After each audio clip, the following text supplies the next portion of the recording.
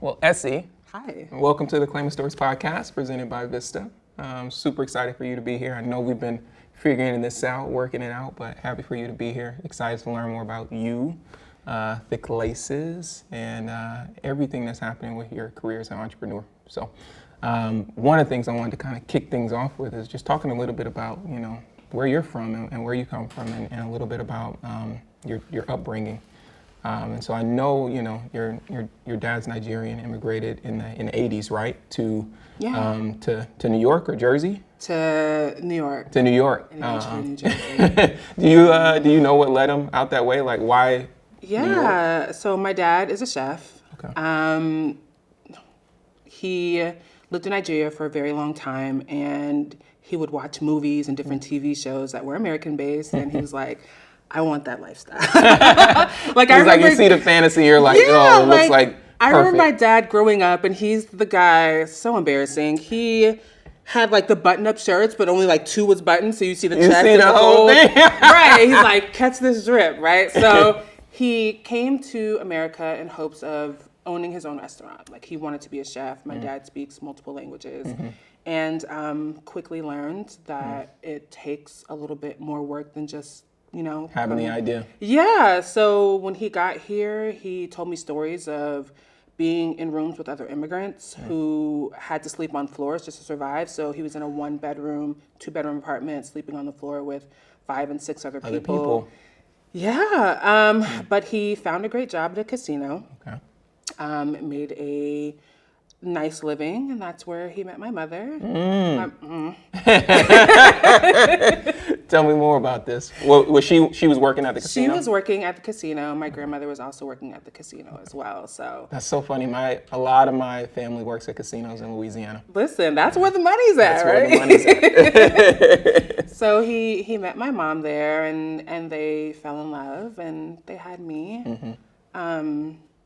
And this is in the time during the 80s where, crack was definitely here. Yeah. And my mom was addicted to drugs actually while she had me. Oh, wow. And my dad, coming from Nigeria, he didn't know these things. He didn't know what that stuff was. What is What are you this? doing? So when they lived together, he would find certain paraphernalia, and it wasn't until a coworker told him what it was.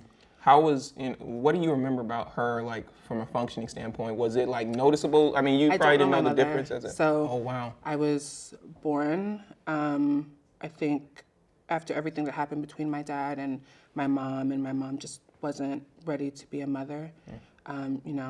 Again, it took me a long time to understand how drugs affect people in that way. And again, her being 17 when she had me. Wow. Trying to live her life and do her best. I wish I could have met her, but I didn't get a chance to meet her. After everything that happened, there was an incident where my mom left me with a babysitter for days. Nobody knew where I was. Your dad didn't know? My dad didn't know, and then eventually that babysitter called a family member, and they called my dad, and my dad was like, we're not doing this. Wow. And so he took me to Florida.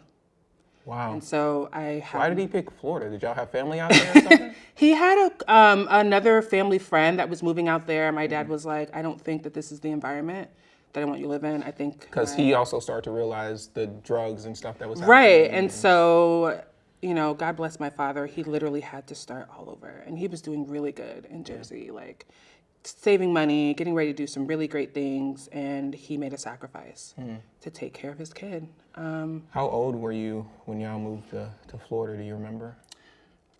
Maybe I had to be like around 3. Yeah, so it'd be hard 3 or for you 4. to even remember. Yeah, what was even happening then? Exactly. And so my dad went from one place to another place like Florida, again, with a thick accent, trying to survive, working 12-hour days. Often I was left home by myself. And he was dealing with his own demons. He had an alcohol problem. And he was abusive as well. And I went to school one day, and a teacher saw some things and called the police, and I was taken into the system. How old were you when you were taken into the foster care system? Yeah. I had to be like 6. 6. Yeah. Wow. Yeah, so. What were you like as a kid at 6, having dealt with so much trauma at a very young age? Oh, wow. And the reason I ask is because, you know, today you're very evolved for someone who's gone through so much, you know, and so. I have to give my parents credit. The parents who adopted me, they poured so much love into me. I didn't lack for anything when it came to that, which is what I needed as a kid. They're literally my heroes. I love them so, so much. So, I mean, I went from home to home, and then I met up with them at a McDonald's. I'll never forget that. They got me with the toy and with games, and and it was awesome to be able to be in a family of people that looked like me. Yeah. In the homes that I stayed in, it was me and multiple people in a room. Those homes were also abusive.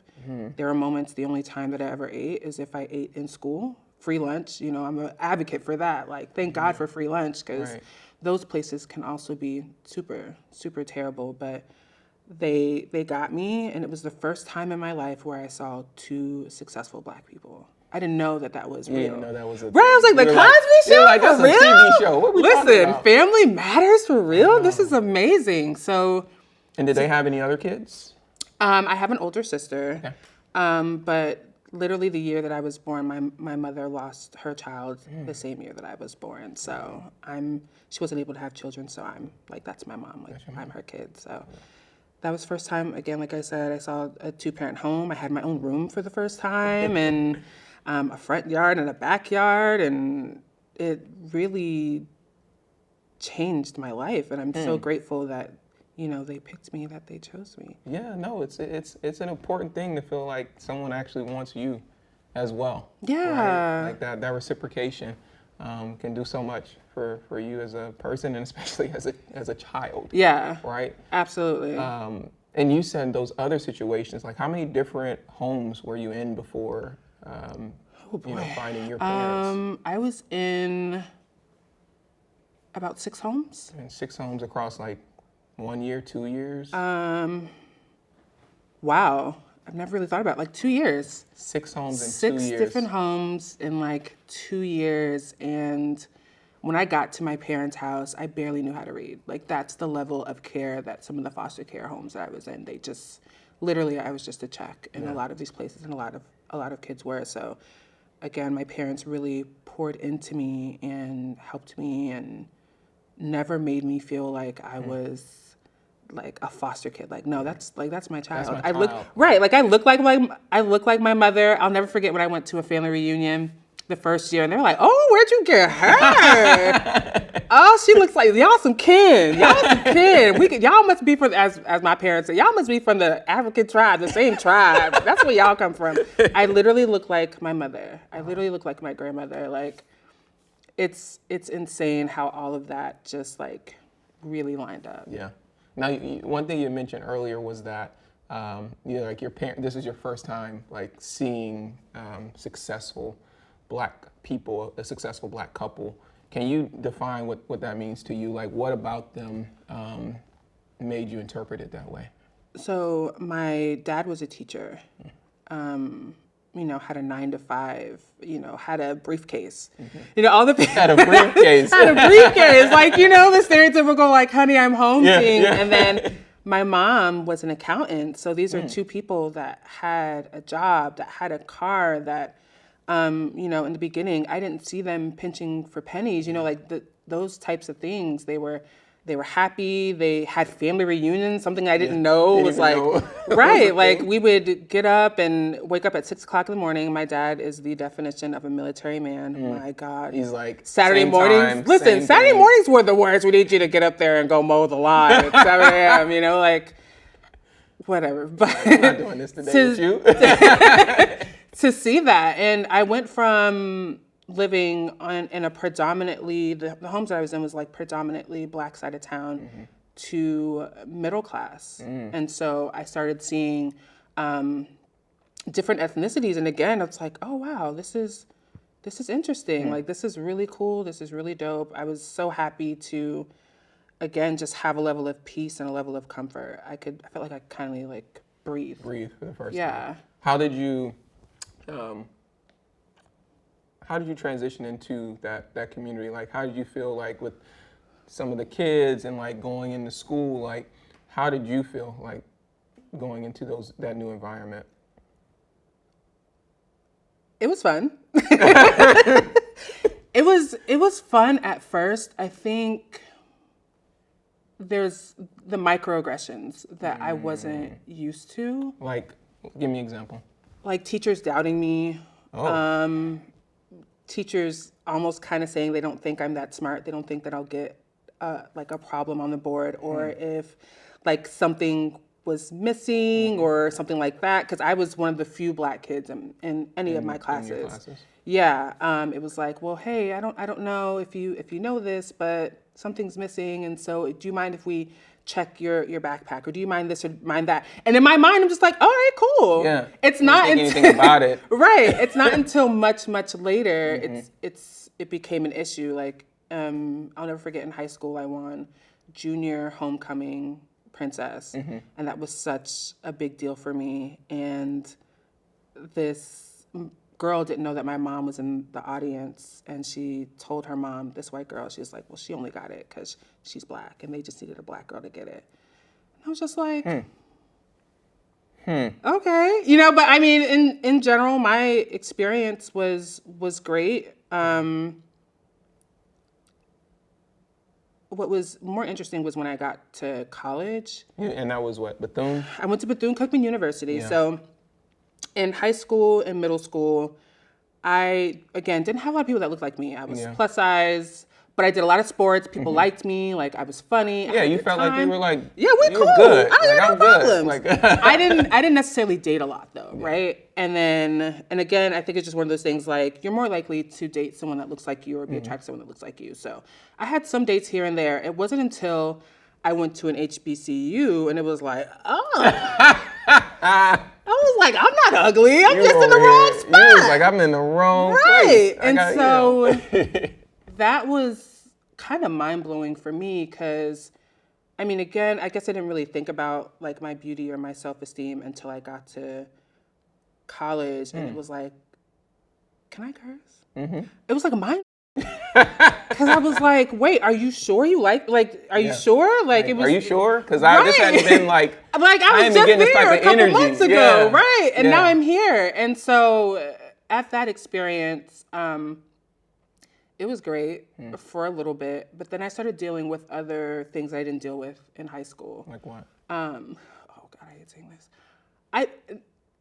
I hate the word jealousy, but I started to feel that from other women. Because of just how you naturally would show up? Yeah. And then that probably was generating certain attention? Right. And so I was like, but wait, I went from being loved and adored to a certain extent in high school and middle school. Like, I never had a problem. Yeah. I was a popular kid. Like, I got along with everybody, to some people being like, you know what I mean? Like, not liking me. And then also having to deal with now having these people, also having men attracted to me in a way that I wasn't experienced. It caused me to want to like go within myself. Like I didn't I didn't really want to talk to too many people.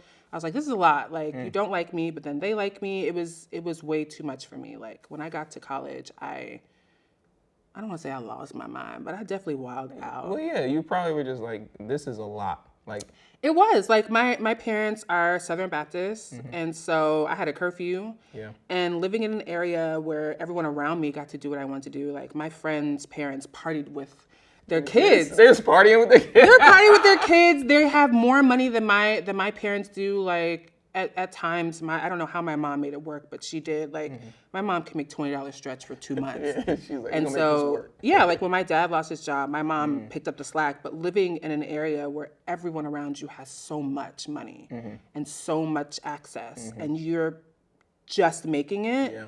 It does something to you because, like, I want that. Oh, like, yeah, you're like, you spend a lot of your childhood like, oh, I want that. And for me, it was like, man, I want them sneakers. Why can't I get them? Right. Why can't I get that PlayStation? You know, so when you get out of that, it just becomes like, I want everything. Right. And I was plus size. So like the clothing options were already like me and this guy here had the same jeans on because that's the only size they had. So I'm trying to fit in anyway. Yeah, you like, I'm gonna make it work. Right. And we don't have as much money as everybody else. So it became like a thing. But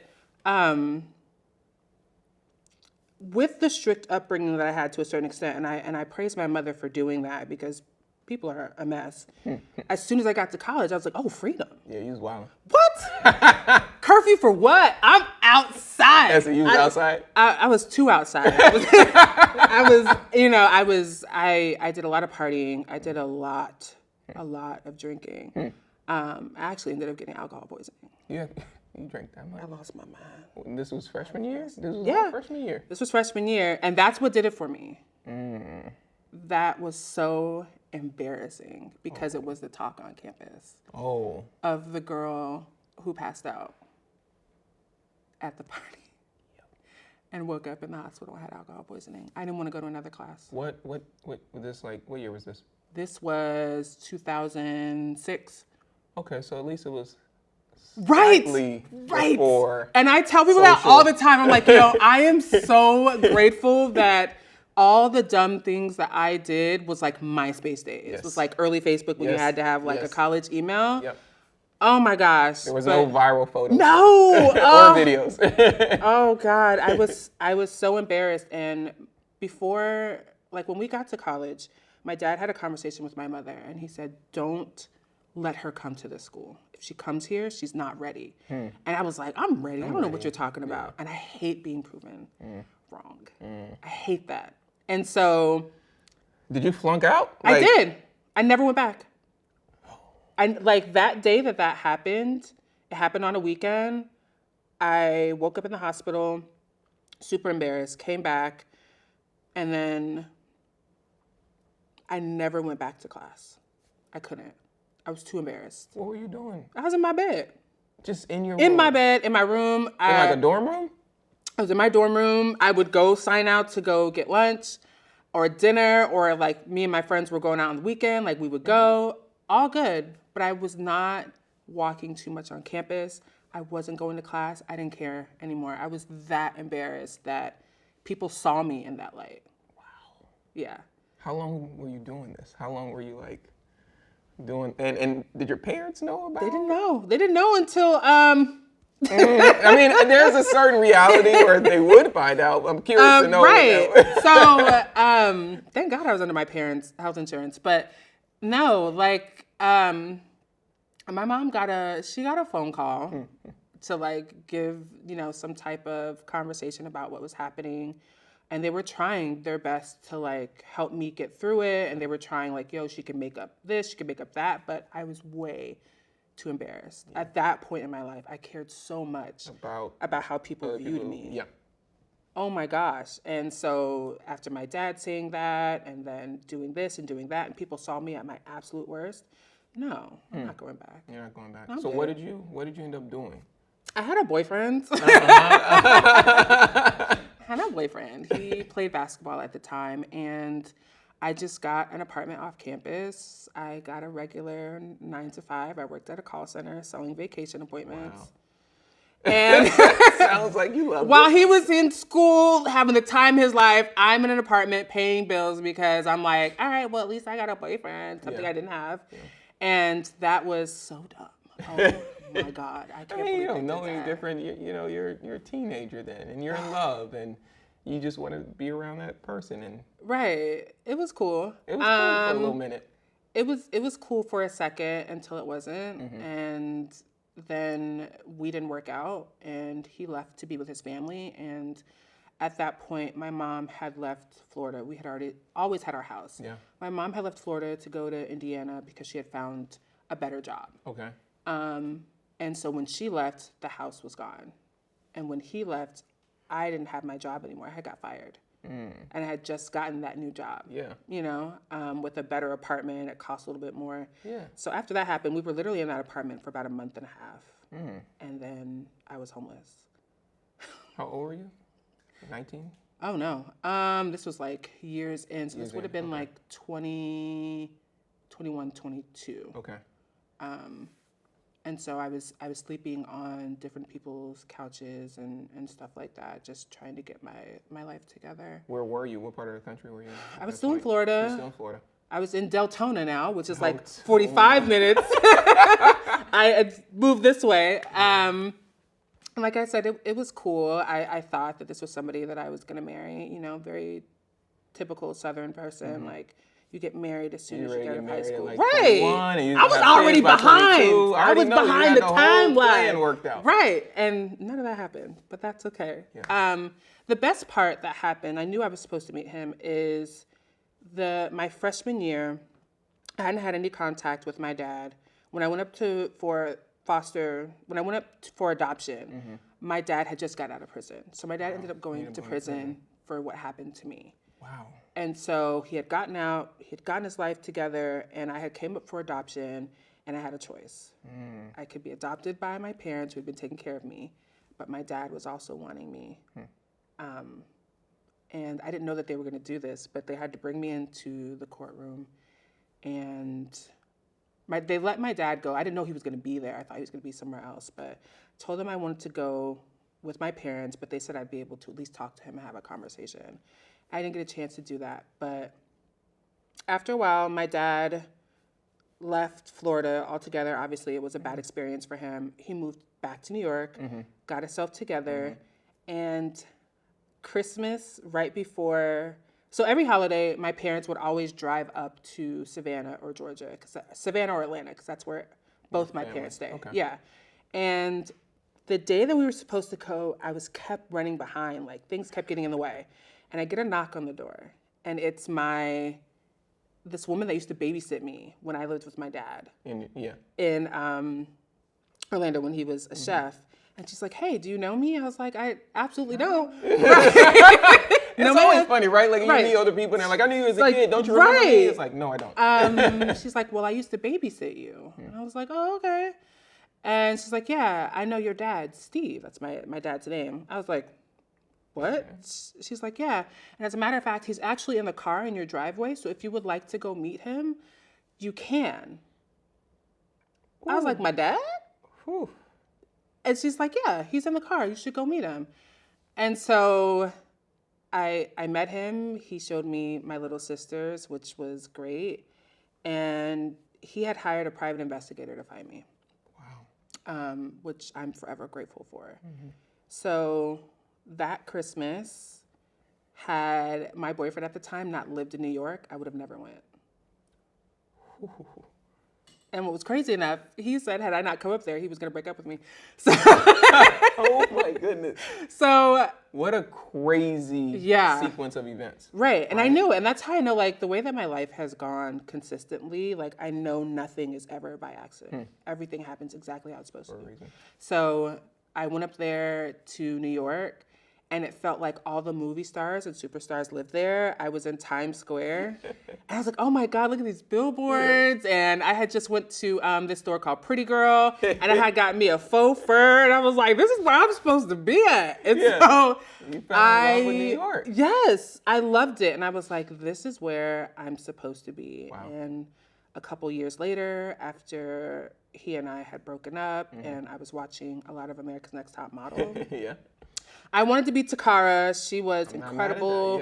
Listen, the body, the everything, the confidence, just like the way that she owned who she was. And it was a cultural shift. Yeah, right? For sure. Because at least to my memory, I don't remember ever seeing a plus size woman being championed in that way as a model. I agree. On TV. I agree, 100%. Outside of her, there was another model named Mia Amber.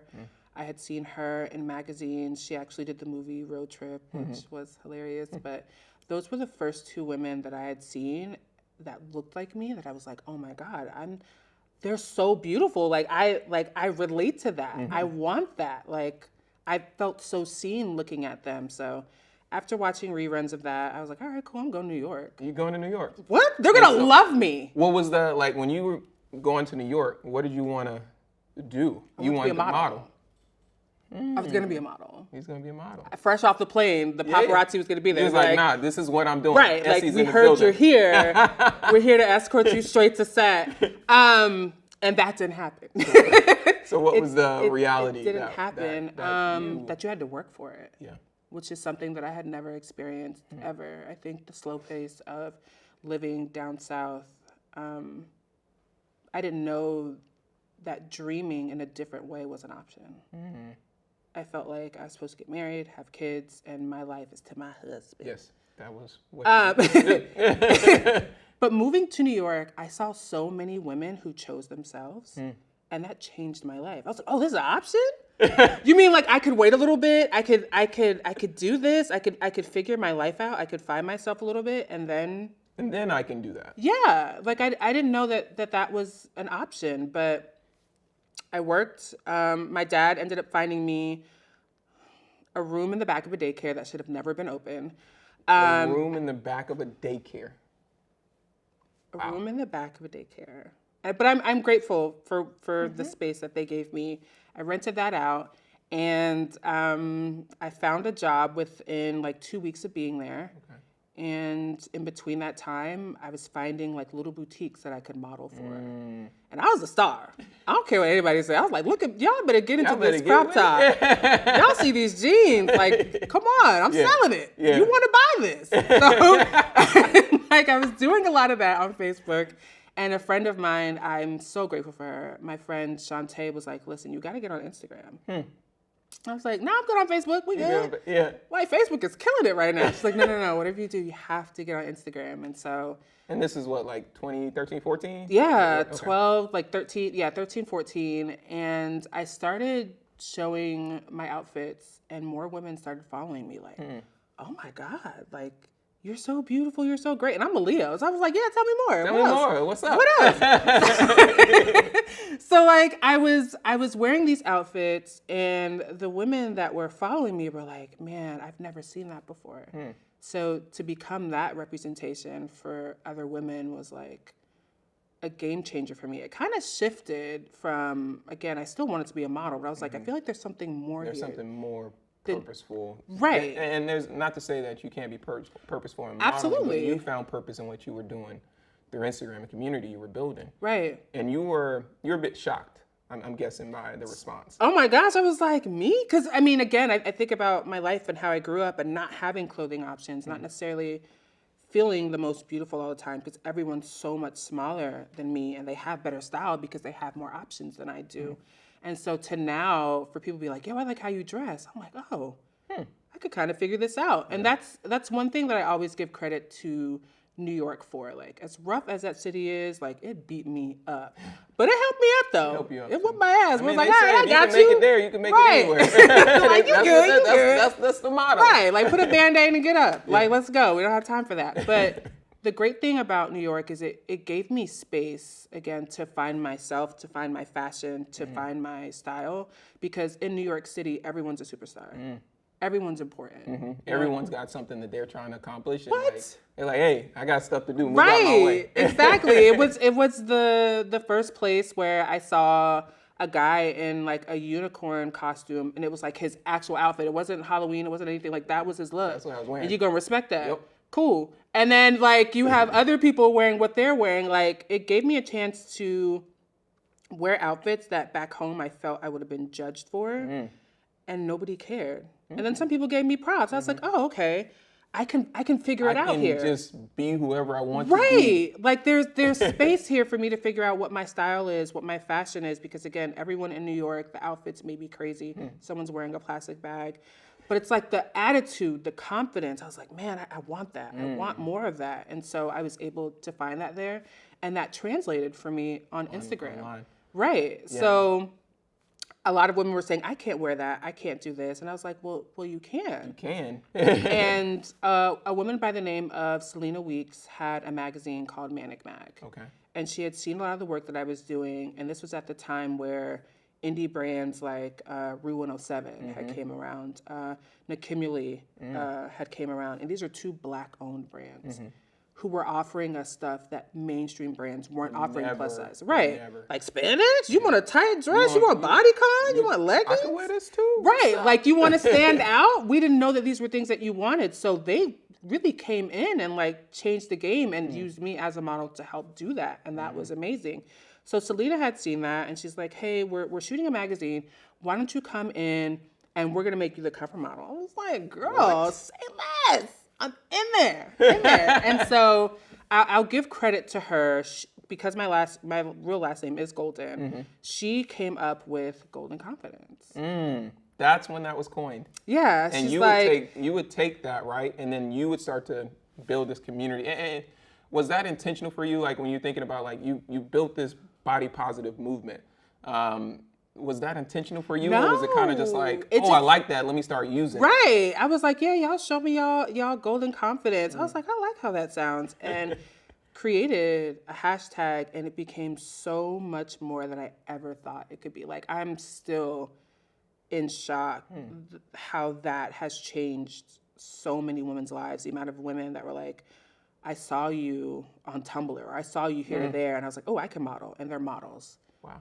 Like that's insane. Like these things that I wanted, like that I got from other women, I'm doing that for others. It's so crazy what happens when like you're in the path that you should be in and you think it's going to do this, but it has this entirely different or additional effect on other people. And in this regard, you're showing other people that, hey, like you can be confident no matter what you look like, right? Like all of us have space to show up here. That's pretty crazy. And then you also had like a TV show that like we're gonna talk about was inspired by your work. So this was during the time when the term like fat bikini had came out, which is like a plus size swimsuit, 2-piece. Again, shout out to Gabby Fresh. Like she definitely changed the game for plus size women. She was the first woman to wear a 2-piece swimsuit online, and it kind of blew up everywhere. And again, Room 107 and Accumulate were creating these swimsuits, and I was modeling them. And the comments that I was getting from women was like, I wish I could wear that. If I had a space to wear that, I would wear that. And so I kept having these conversations with my friends, like, I gotta do something. I have to do an event or something to bring these women together. Like, I want them to feel like they can wear this. It's just clothing. And so my friends were like, well, why don't you do a pool party? And I was like, I don't know. And at the time, I was about to get fired from my job. I have been fired from every single job I've ever worked. That's how I know I'm doing exactly what I'm supposed to. I do not like people telling me what to do. So every job that I've ever had, I've been fired from. And I was about to get fired from my last job. And my friends were like, why don't you do this pool party? And I was like, all right, cool. If I find the space, if a brand gives me some money, maybe I'll do it. And so I had agreed to it, and then I got fired. And I was like, oh, how am I going to do this? And so one thing I know how to do is I can talk.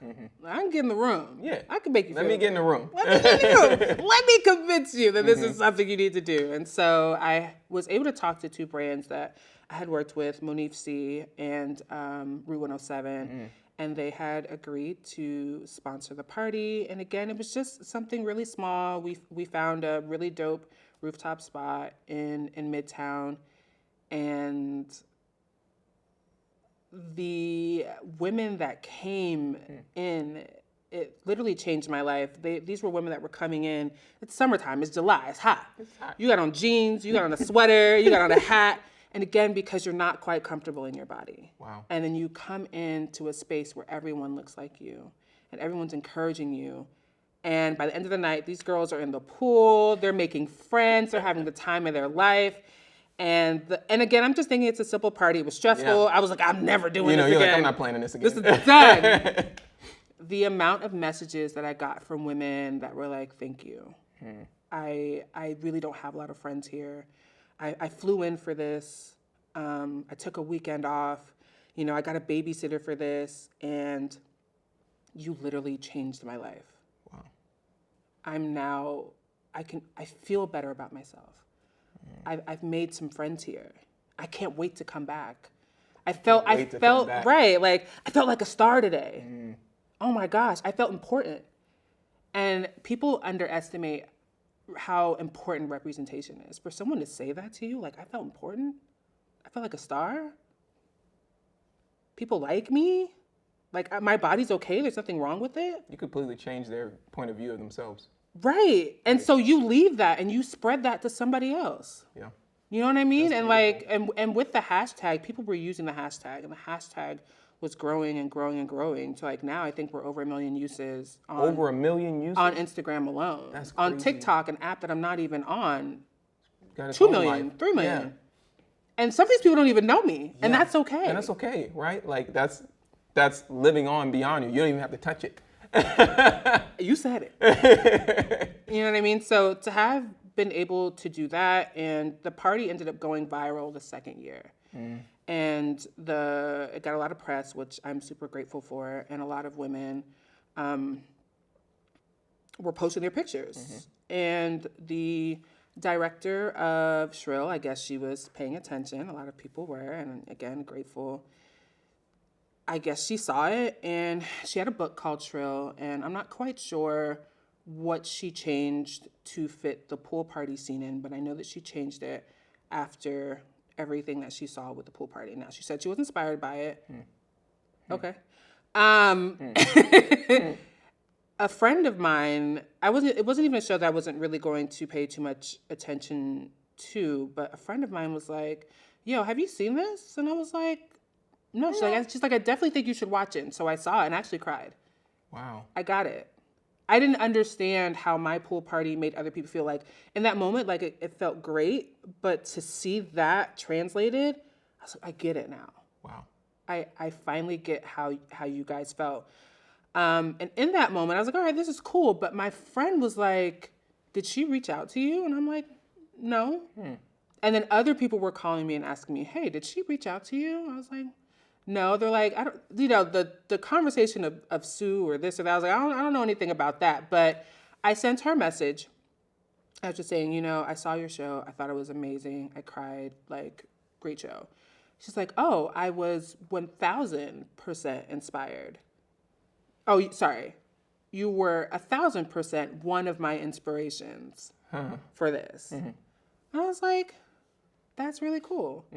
It festered in a little bit, and I was like, man, why couldn't I be a part of that? I mean, the girl of that scene was a Black girl. She was racially ambiguous, but I could tell she was Black. And she was the host of the pool party. You know what I mean? And I was like, interesting that I could be your inspiration. But you won't even... I couldn't be a part. Couldn't be a part of it. How did it make you feel? Hurtful. And then what was even worse was like, I think CNN did an article of like the top 10 moments on TV that was super inspiring, that changed the game or something like that. And that was one of the things. And it was like, so half of me was like, man, that's so hurtful. Another thing I don't get to be a part of. But being in this business as a Black woman, as a plus size woman, I know I'm going to constantly be looked over for things. I know people are going to pick apart what they want and, keep it moving, especially with how this body positive movement has changed from being founded by queer Black women to what it looks like now. If you look up the definition or look up body positivity in images, you're not going to see too many Black faces. I was like, well, that's interesting. Yeah. But it was hurtful, but it also gave me motivation. Like, okay, you're doing something. Your imitation, right, is, as they say, flattery. I mean, and it was great. And as far as like my place within the body positive movement, when you look up body positivity in the Wikipedia, golden confidence is listed there. Whew. So regardless of how you feel I've contributed to this movement or women who look like me have, it's there. My contribution is represented in history. Forever. Right. And this so, is nuts. I was like, dang, I really done something. Like really in there.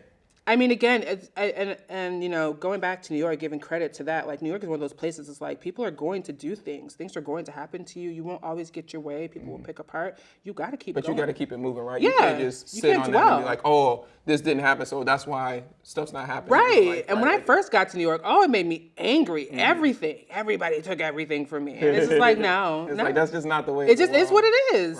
Right. Keep going. So what? Next. So tell me about, like, this is happening. Obviously, your life is changing. There's a community that's growing that you are effectively a leader of. Are you monetizing this at this point? How are you starting? Because you got fired from the job. I was. So I'm like, that was the fifth one. I was like, God, yes, that pool party, I was selling tickets, so it kind of gave me a little cushion to make things work. And at that moment, brands were like, oh, she's doing something.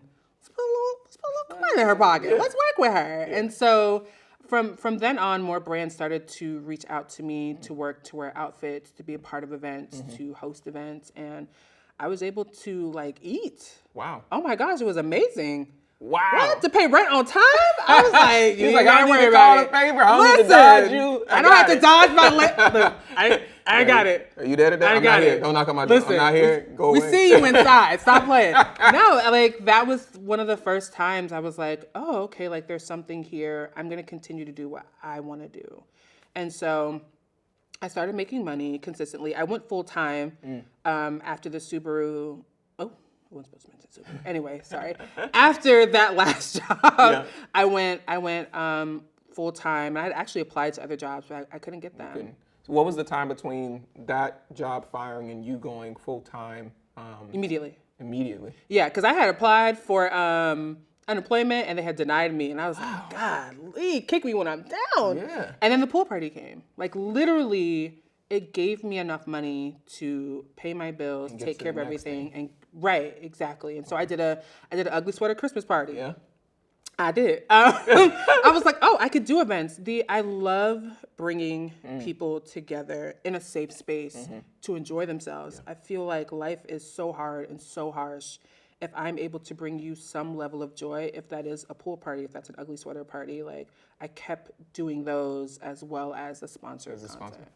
Now, when you're doing this stuff, do you have any sort of help or representation, like agencies or business managers? Like, how do you know you're getting your fair just due? I wanted so bad, but a lot of the agencies at that time were like, you're not quite there yet. So I leaned on a lot of friends, like all of us at that time. And full transparency, like Instagram was a hobby that turned into a business. So, I applaud everyone that's coming in and treats social media as a business. Like for us, a lot of us, it was just having fun, and then eventually it started to turn into money. Yeah, and I was like, man, like we're all asking each other questions and figuring things out between themselves. So I'm grateful for friends I was able to lean on that time, and at that point, I just wanted enough to make rent and make sure I had, my Metro card good so I can get to where I need to go. By. Listen, that's all I really wanted. But I realized the more and more that I grew Golden Confidence and that I grew Essie Golden, that the money was like really, really coming in. It was great. It's great. It's amazing. That's crazy. Like, especially because it was a hobby. Yeah. And you're starting to be like, oh, like, this is a community. And you're like, oh, wait, like, folks want to pay me to continue to do these different things. Like, this is pretty crazy. Did you happen to have any moments where you were maybe surprised by the actions of certain brands where you're like, this doesn't seem right? And you don't have to mention a brand. But right. I'm like, which one do I want to go with first? There's so many. But, I mean, I think... there has been a couple of brands that had used my likeness in a way that they weren't. And it was super duper shocking. And I had found out about it because a friend had walked into a store and was like, hey, is this you?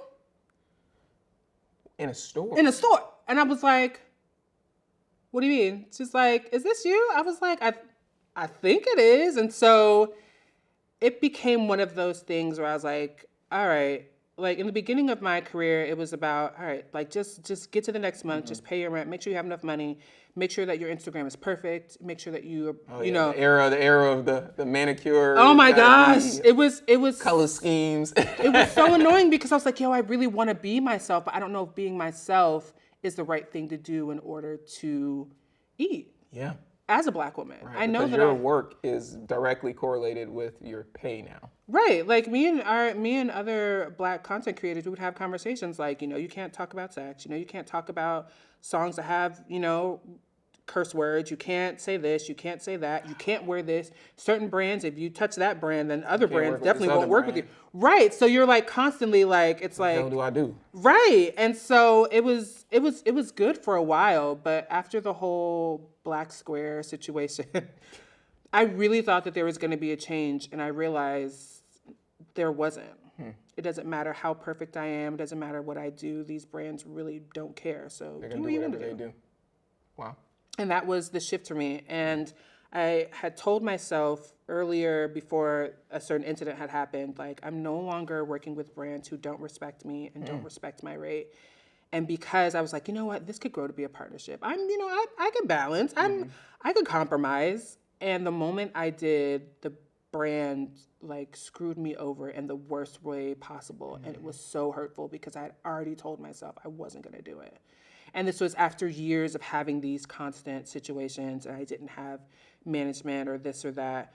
And that situation kind of made me get my business together. I was like, no, we're getting management, we're getting a lawyer, we're getting things, we're going to get it together. I will not put myself in that situation again. Ever again, like ever. And I know that there's so many Black creatives who've reached out to me who have gone through similar situations or about to go through that situation. So it's nice for me to be able to be like, listen, let me help you. Let me tell you what I did. These right, are the changes I made. And to you, I guess that's kind of got to be the symbol of like, no, this is really me approaching it business first. For sure. And I wish it wouldn't have taken me so long to do that.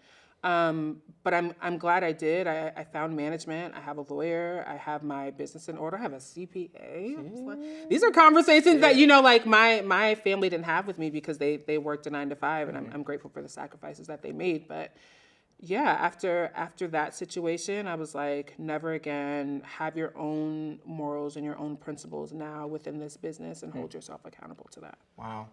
So now that you made that transition, right, you had started another community, a community oriented in sneakers, which you call Thick Laces. Yeah. Tell me a little bit more about that community and how that got started. So Thick Laces started during the pandemic. Sneakerheads, don't come for me. Because I already know how y'all feel. What you trying to say? I don't know when the sneaker was made. I wasn't there in the factory. I wasn't there in the studio. I wasn't a part of design. Why you had to go to the factory? Oh my God. I wasn't in the factory, so I don't know. Listen, men be like, how you know about the sneaker? Tell me about it. Who made it? What's his name? I'm just like, I don't know. I think it's pretty. I really like it. So like everyone else, I'm scrolling on Instagram, and I'm starting to really fall in love with sneakers. And I have a friend who, her name is Katie. She's the co-founder of Thick Laces with me. She is the definition of sneakerhead. She used to be a sneaker plug. And I was like, hey, we're scrolling through Instagram, and we're looking at the different pages that are dedicated to showcasing other people who love sneakers. And none of them, all the major pages are hardly any Black people, and there are hardly any people of color. And then when you look at the ones that are from women of color or people of color, there aren't any plus size people. And, I'm very much I'm not going to wait for somebody to do something. I can do it. Listen. And so I kind of took a little bit from Golden Confidence, and I was like, all right, like let's start a page. Let's see what happens. And it was just, again, going to be a community where women can have a safe space to ask questions about sneakers. And when you say, and so what do you mean by that? Like when you like a safe, because the casual listener might be like, what does that mean? Like what is it to have a safe space to talk about sneakers? So, again, I feel like if you've ever been on Twitter and someone posts a sneaker or asks a question about it, especially if you're a woman, you are bombarded with like FAQs and just like different things of questions of like, well, how do you know? What is this? What is that? And if you don't know it, then you aren't qualified to buy something that you like. And I get it. I understand the passion. I understand like you stood in line for days to get a sneaker back in the day, and I think that that's amazing. But I think that people need to make more space for more people to enjoy things. And so I wanted to create that space for them to be able to ask questions. Because women were DMing me like, oh, I didn't know I could wear a sneaker. And I'm like, it's a sneaker. It's a sneaker. What do you mean? But they're Anybody like, can wear these. Right. But then they'll be like, oh, well, I would ask, but like, I don't want to be looked at as weird. I don't want men to say this. And and again, for some people, it's not a big deal. But coming from the space of body positivity, I get it. Yep. And so we created this community, again, because we weren't seeing people who looked like us represented. You felt like it's very masculine. I mean, but not just that. Like, where are the plus size people? When I walk outside, I see women who look like me every day. The average woman is a size 16, 18, and she's severely underrepresented. The plus size fashion industry is a multi-billion-dollar industry. So when I hear brands and people not want to be a part of that and businesses are failing, So you got yourself to blame. For listen, that. Savage Fenty came in and changed the game. Victoria's Secret is now offering, extended sizes. You're going to quickly learn. Yeah, you're going to learn. We got buying power. I mean, American Eagle, all these brands that I grew up wanting to wear had to shift to be more inclusive. You know what I mean? And again, I think that that's great. What we weren't seeing was the major brands in the athleisure space and streetwear space be more inclusive. And that's something that just didn't make any sense to me. So we started the community, again, something small, and again, kind of blew up because people, I don't want to say people are ignorant. I just think it's one of those things like you're more likely to hang around and talk to people who look like you. And so I feel like brands don't have any plus size people that are on their board. They don't have anybody that's looking out for people like, maybe why don't we do this? Or why don't we do more of this? And so when we did it and brands were following the page or brands were having side conversations with us or consultations, and to me, things that were super basic, like, hey, put a straight size person and a plus size person together in a campaign and watch how great that does. Oh, we never thought about that. But that's what you see every day. Is that consultation, or are you giving them free game? It's consultation. Okay. And again, grateful for what Instagram and the education that I learned. Like, I failed college my freshman year and didn't go back, but I got schooling from New York. I got schooling from being able to be one-on-one with these brands and learning the business and doing my homework of what this is. And now I'm able to, consult for other brands. I was like, oh, this is really cool. Again, something that I didn't think that I could do. And being able to turn that into an extension of me has been really great. So tell me more about Thick Laces, right? Like, so you've been growing this community, you've grown Golden Confidence. What's your ambition for where Thick Laces can go and what it can be? I think that we can continue to be a source, not only for the everyday woman, but for brands on how they can be better and be inclusive. We would love to do clothing, help brands get that fit together, get the styles like together. A whole collection? Yeah. And sizing and all of that, and sneakers. Marketing and sneakers, What I find so interesting about a lot of brands when it comes to women's sizing, they stop at 11 or 12. And the amount of women that are like, I wear 13 or 14 or 15. And if men are already... In sneakers. Yeah. And if men are already shopping the women's, you can't increase the sizing. Or offer wide width or offer a little bit more. So, again, I hope that that's something that we're able to do. And, if the way that my... I hope. Right. I'm humble. That's the goal. Like, I really, really, really want to be able to change what fashion looks like, what beauty looks like on both sides in the sneaker community and in the plus size fashion community. Well, we definitely need it. I worked in the sneaker industry for a decade, and the motto was pink and shrink. I don't know if you heard that one before. And it's like, that's a bunch of guys. Yeah. Right? Without any women in the room to say, we don't want that. Right. Like, just because I'm a woman don't mean I like pink. It's not a broadcast thing. It's not one for one with every single person. Exactly. So what you're doing is absolutely needed and necessary. and again, it's great that, I had conversations with a friend who works over at a sneaker brand. She's like, they're paying attention to you and what y'all are saying. Like, don't feel like the work that you're doing, nobody notices. And this business, this everything, just being Black could be so isolating when you feel like you're doing the work and nobody cares and nobody's paying attention. So to hear that from people who are already making those types of decisions, like, we see you and we're fixing some things. Like, whether or not I get paid for that would be great, but whether or not I do, it matters, because the work that I've done and other Black women and other plus size women have done, before I couldn't shop in a store with my friends. My size wasn't there. No way. I'm You going to probably the wouldn't even accessories. go in. No, I'm going. I'm getting perfume and I'm getting a handbag and I'm getting some earrings. I'm leaving here with some, you know what I mean? Yeah. But now the work that we've done, because brands are saying, oh, like this is what we need to do. A girl can shop with her friend in a Target. She can shop in American Eagle, you know, all these brands, Aeropostale, Hollister, Abercrombie, like all these brands that were super like exclusive and not inclusive are now because of the work that we've done. That's incredible. So again, whether or not I got paid for that, whatever, it matters. Shifting. It matters. Absolutely. Yeah. As you think about what your line of work is and what you continue to grow, how do you think about that in terms of this talk around recession talk?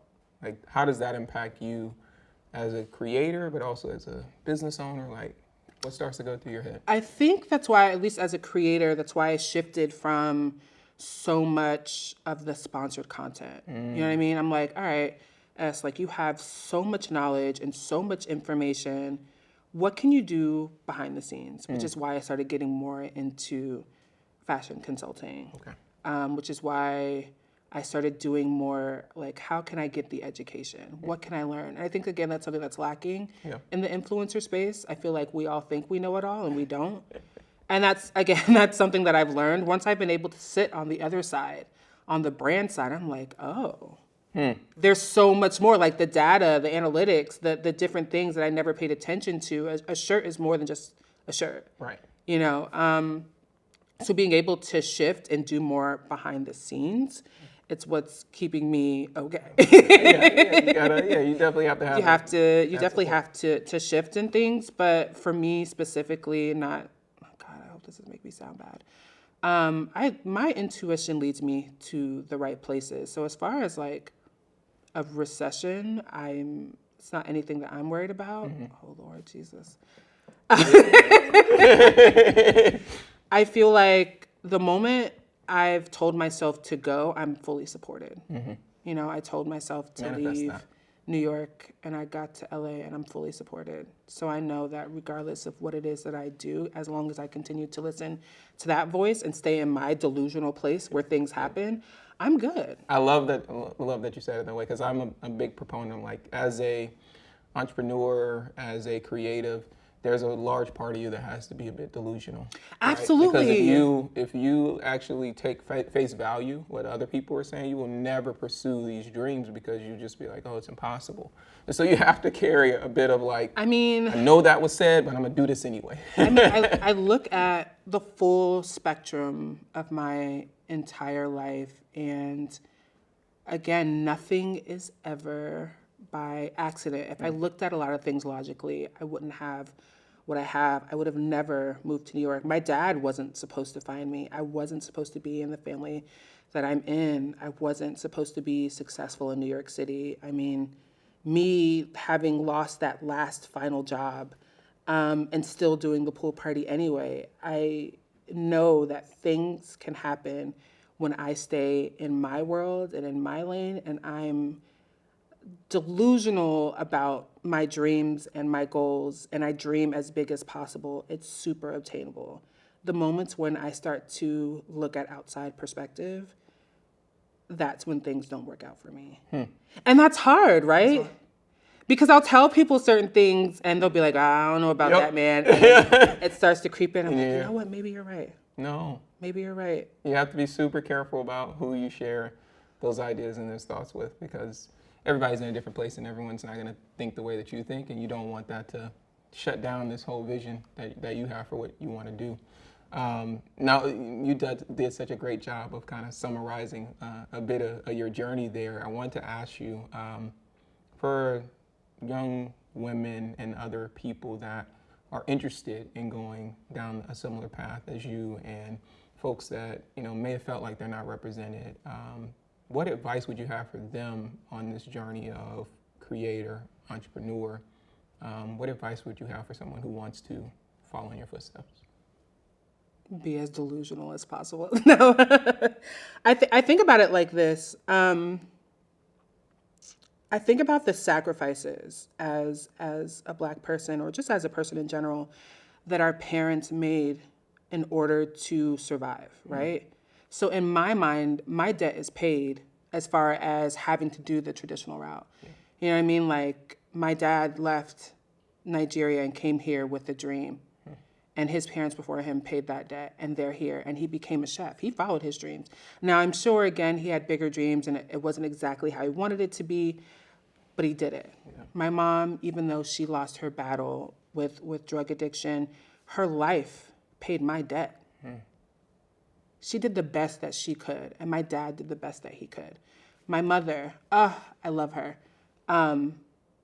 She worked a 9 to 5 every single day, took up extra shifts, and in her mind, she had dreams. She had tons of dreams. But she had a traditional job. Again, nothing wrong with that. But in her mind, she said to me, you live after you retire. And a week after she retired, she was diagnosed with Parkinson's. And so now all these dreams and these hopes and these things that she wanted to do, she cannot. She wanted to travel. She wanted to buy things. We were going to go on mother-daughter vacations, and she can't do any of these things because her body won't let her. Wow. And same thing with my dad, traditional military man, great job, did everything right. And his dreams were to travel with my mother. Mm-hmm. And again, in those moments, they couldn't because you have a child that you have to feed, you have taxes, you have the house, you have this, you have that. And so I look at all of that as their sacrifices paid my debt to live my life how I want to. How you want to live. And when my mother said to me, who's very traditional, who kept saying, get back in school, get back in school. When she said, I'm so proud of you. I wish I could have done that. Look at you living your dream. Look at you going for everything that you want to go for. I wish I could have done that. I wish I was so brave. Wow. And it's just like, their sacrifices. I'll be damned if I'm on this earth living ordinary when the people who came before me had all these dreams and hopes and different things that they wanted to do and they couldn't because the sacrifices and the circumstances in life wouldn't allow them. And they put their dreams in me. Their dreams don't die with me. And so when I get my little encouragement, when my auntie back home in Georgia tells people that I make clothes by hand, you're right, I do. You know what I mean? Like all these different things. So I want to encourage other entrepreneurs and creatives, like look at your lineage, look at your family tree, look at the sacrifices and the different things that they've done for you to be here. You should be chasing every single dream, every goal. You are fully supported because your ancestors already paid all that for you. Wow. And that's how I look at it. The freedom. Their sacrifices gave me freedom to live my life how I want to. And I'm going to do my best. I love that, and I wish more people thought about it that way. But now I know more people will. Essie, thank you so much for sitting with us and sharing your story. I know, again, going through some of this stuff is not the most comfortable thing. But, you know, the point here is to encourage other people and help them know that they might have gone through similar things and they still can chase their dreams. Yeah. Thank you.